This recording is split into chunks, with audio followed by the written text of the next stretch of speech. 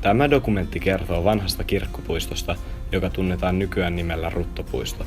Puisto oli vuoteen 1829 asti hautausmaa, joka sijaitsee Helsingin keskustassa lähellä nykyistä Kampin kauppakeskusta.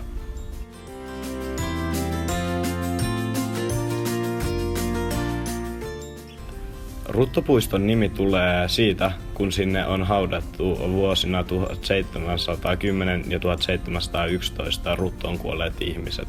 Puistoon on haudattu silloin noin 700-1200 henkeä.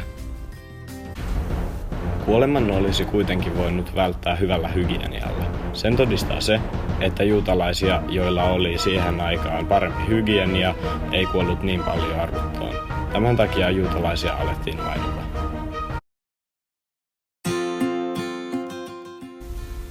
Rutto saapui Suomeen Ruotsin ja Viron kautta.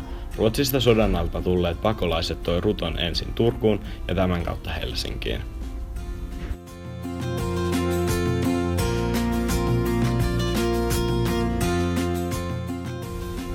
Suomeen tulevat tarvitsivat todistuksen terveydestään, ja jos sitä ei ollut, ei päässyt Suomeen. Osa puistoon haudatuista onkin ruttoa pakoon tulleita ulkomaalaisia.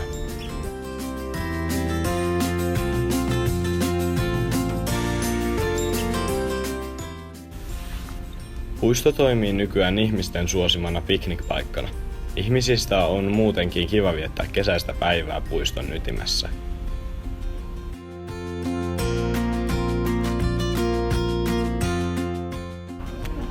Puisto on hyvällä paikalla ja sen sijainnin takia sinne on helppo päästä julkisella liikenteellä tai kävellen.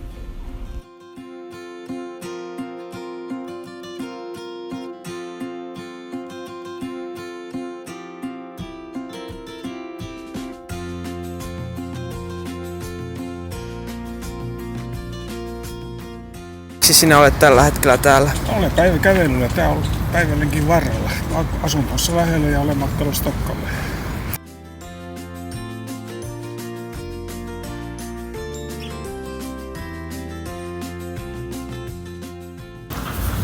Niin, käyttekö täällä puistossa usein? Läpi kuljen aika usein, mutta en pysähdy.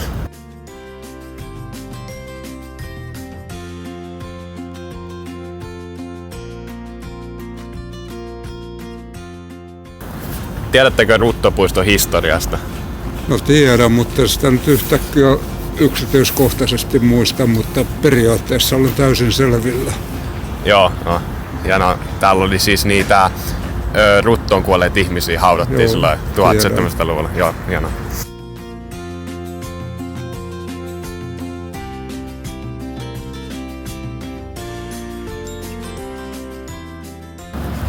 Niin, käytkö sä täällä Ruttopuistossa usein? En. Okei, mitä sä tiedät Ruttopuiston historiasta? No, mä tiedän sen, mitä tosta nimestä pystyy päätellä, että sinne on haudattu jotain ruttoon sairastuneita. Hienoa, kiitos.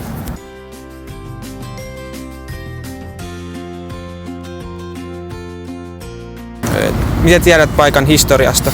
No sen tiedän, että oliko se 1700-luvulla tämä paha rutto, joka tappoi 3/3 helsinkiläisistä.